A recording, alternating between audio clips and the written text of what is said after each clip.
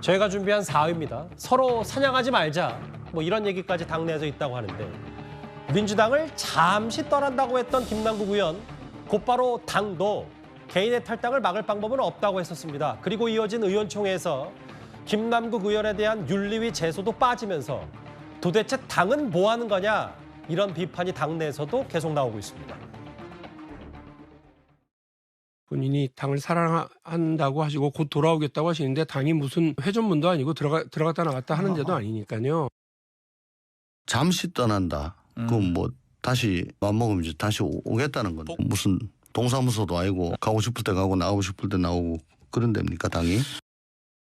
김남국 의원도 반성하고 자숙하기는커녕 탈당 다음 날인 어제 곧바로 강성 지지층을 대변하는 유튜브 채널에 나가서 거짓말 퍼레이드를 이어갔습니다. 지지자들의 문자에 일일이 복당한다고 답장을 해서 처음부터 당 지도부와 짜고 친 탈당 쇼였음을 스스로 입증하고 있습니다. 김남국의 잠시만 안녕. 그래픽의 제목이 이거네요. 억울함 해소하고 돌아갈 것이다.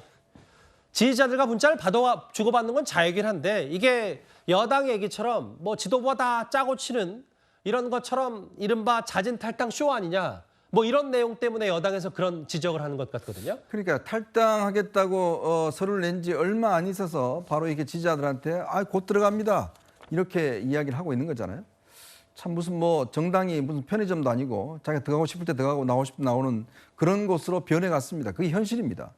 그런데 이런 정당에 우리는 국가 세금으로 1년에 수백억씩 지원을 해주고 있죠.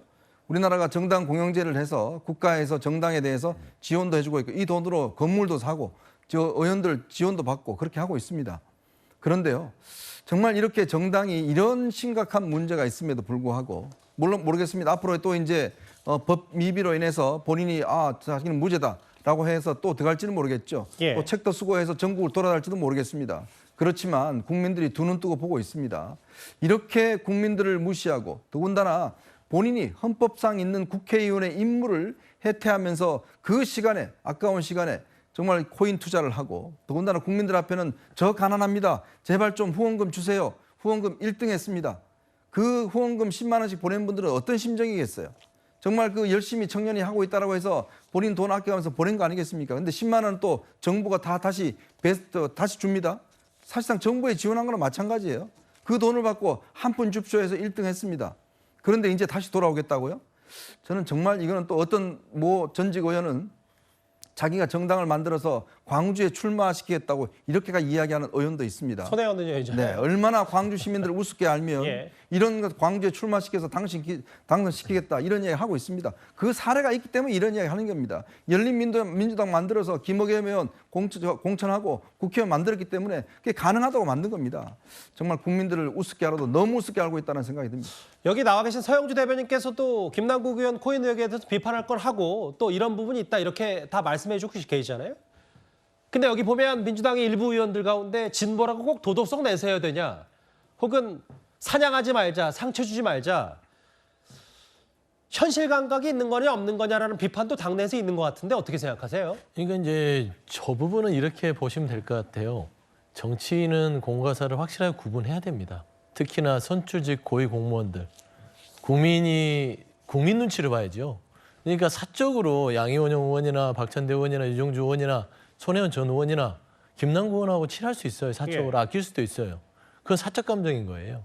그러니까 사적 주장들을 잘 가려서 해야 됨이 옳은데 지금 편을 든다고 해서 이게 국민 눈높이에 맞겠냐라는 고민을 해야 된다고 저는 보고 있습니다. 예. 그래서 지금 중요한 거는 저 민주당에서는 김대중 전 대통령이 늘 했던 말을 민주당의 가치로 삼고 당이 움직이는데 국민은 하늘처럼 공경하고 봄처럼 두려워해라. 아하. 정치는 국민이 하는 것이다. 예. 그러니까 결국에는 국민의 눈치를 보는 것이지 내가 편하다고 지금 여기에서 김남국은 편을 든다고 해서 국민들이 이 말이 맞아라고 그 편들어줄 국민 아무도 없습니다. 예. 이런 부분에 있어서는 개인적인 생각은 그냥 김남국 의원한테 통화를 하셨으면 좋을 것 같고요.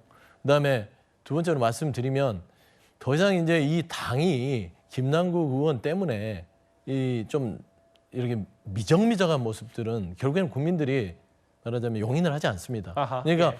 결국 이 지금 아낀다고 했던 저 세 분, 네 분들 그다음에 당에서의 조금 미온적인 대처들은요. 보통 아이를 아끼면 아이를 정말 위한다면 매를 아끼면 안 됩니다. 그래서 결국에 김남국 의원을 회생불능으로 만드는 것은 그 옆에 있는 이러다 친한 분들일 감싸다가 수도 더 있고 김남국 의원 망가뜨린다는 당일 수도 말씀이시죠? 있다. 그래서 이걸 단호하게 회초리를 당내에서 질책을 해줘야만 김남국 의원도 살고요. 민주당도 살 수 있다라는 측면에서 알겠습니다. 문제를 접근하는 것이 더 옳지 않냐라는 좀 말씀드리고 싶습니다. 여기 나와 계신 민주당의 서영주 대변인도 일단 감싸기가 오히려 역효과다. 혹은 당이 좀 미적거리는 모습은 국민들 보기에 좋지 않다. 이런 표현을 했는데 실제로 비명계 당 내에서는 이재명 대표를 정조준하고 있습니다. 김남국 의원이 이재명 대표 최측근이니까 진상조사를 미적거린 것 아니냐는 겁니다.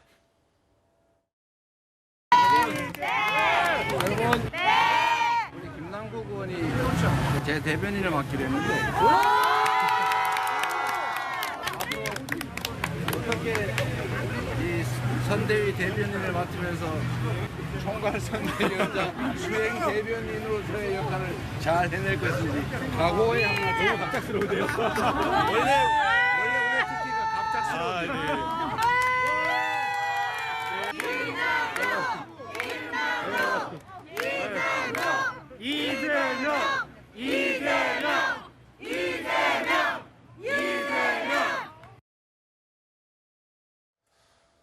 작년 5월 그러니까 이재명 대표가 개항을 출마했을 때 영상도 김남국 의원이 계속 동행했던 영상. 그 전부터 거슬러 올라가도 대선 경선 후보 때는 수행실장이었고 대선 후보 때는 선대위의 온라인 소통당장. 7일의 가운데 한 명입니다. 최측근 그룹 김남국 의원이 있다. 그렇기 때문에 이재명 대표가 진상조사 머뭇거리고 회초리 제대로 못 든 것 아니냐라는 게 민주당 내에서도 목소리가 있거든요. 그렇죠. 이재명 대표에게 있어서 김남국 의원은 뭐 사실 잘 아시다시피 과거 그 조국 수호 뭐 여기에도 앞장섰었고요. 그런 일종의 연결고리가 저는 있다고 생각합니다. 뭐 개인적으로 좀 뭐 대학 후배이기도 하고 뭐 이런저런 점들 하고 그 이후에 이제 대선 과정에서 김남국 의원의 기여도 뭐 이런 데 대해서 최측근이라고 언론에서 평가해도 전혀 손색이 없는 그런 김남국 의원이기 때문에 아마 뭐 다른 이제 뭐 송영길 전 대표나 이 돈봉투 사건에 대해서 가지고 있던 이재명 대표의 스타일 그런 거하고는 좀 차이가 있다. 그런 차이가 지금 그 눈으로 보이지 않습니까? 아마 그런 점에 대해서 비명계의 비판을 받을 소지가 충분히 있는 거고요. 예. 더군다나 그 쇄신의총에서 뭐 국회 윤리위원회 제소 뭐 이런 얘기가 많이 나왔는데 실제 결의문에는 그런 내용이 빠졌단 말이죠. 박용진 의원 등 여러 명이 그 문제를 지적을 했습니다. 이런 것들만 보면 아마 이재명 대표로서는 그 김남국 의원만큼은 적어도 단호하게 내치는 것이 너무 그 뭐 매몰차다 뭐 이런 느낌을 이재명 대표 스스로 가지고 있는 것 아닌가. 그래서 저런 비판을 감수하고 있는 것 아닌가 저는 그런 생각이 듭니다. 이게 이제 작년 5월에 정확히는 위치는 어딘지 모르겠습니다만 이재명 대표의 개항을 출마 이후인 것 같고 저 김남국 의원이 저렇게 찬조연설 비슷하게 이제 그 유세 현장에도 동참했던 모습도 잠시 만나보고 있는데 그래서 이재명 대표가 측근이니까 미적거리는 거 아니냐 이 논란이 나왔던 게 바로 다음 화면에 보면 어제 이 얘기였어요. 물론 민주당은 이거에 대해서 공식 부인했지만 이재명 대표가 부정적이어서 윤리위 제소 얘기를 결의문에서 뺐다. 이재명 대표 입김으로 김남국 의원에게 뭔가 조금이라도 유리한 거를 쇄신의총 결의문으로 채택한 거 아니냐. 이 얘기 때문에 여러 보도들이 좀 쏟아지긴 했거든요. 제가 보기에도 그런 얘기 충분히 나올 수 있을 것 같거든요. 의원들이 6시간의 토론을 벌여가지고 이 윤리위 제소랑 복당 불가에 대한 내용을 들어가는 걸로 알고서 이제 해산을 했다고 했는데 보니까 없어요. 그래가지고 왜 그랬냐 그러니까 그렇게 됐다라고만 하고 명백한 얘기는 해명도 못하고. 근데 이 결의문이라는 게 지도부의 입김이 안 들어가고서 누군가 그냥 뭐 실무진선에서 뚝딱 만들어가지고 공포하고 이렇게 될 수 없잖아요. 근데 의원들이 6시간이나 경론을 벌여가지고서 이게 완성된 내용 자체를 누군가가 빼는 결정을 한다라는 거는 이재명 대표까지 적어도 보고는 올라가서 동의는 구했을 만한 내용이고 만약에 이재명 대표하고 전혀 관계없이 이게 누군가에 의해서 그렇게 만져졌다 라고 하면은 사실 민주당 지도부는 사실상 기능이 붕괴됐다고밖에 볼 수 없거든요. 그러니까 지금 이거는 어느 쪽으로도 말이 안 되기 때문에 그나마 가능성이 높다면 이재명 대표의 입김이 들어갔다 이런 얘기는 충분히 나올 수 있고 저도 그쪽 사실관계가 더 맞지 않을까 이렇게 생각하고 있습니다. 물론 민주당은 공식적으로 그 얘기가 아니라고 했습니다. 이재명 대표 의중을 따랐기 때문에 이런 윤리위 제소 문제나 김남국 의원의 복당 불가 원칙이 왜 빠졌냐 이 부분에 대해서 이렇게 얘기하고 있는데 오늘 돌직구쇼에 출연한 전재수 의원 얘기 들어보니까 다시 김남국 의원의 윤리위 제소는 한번 다시 민주당 내에서 검토해볼 만하다 뭐 이런 얘기도 있으니까 이 얘기 진짜 이 대표 입김이 들어갔는지 안 들어갔는지 저희가 잘 지켜보겠습니다.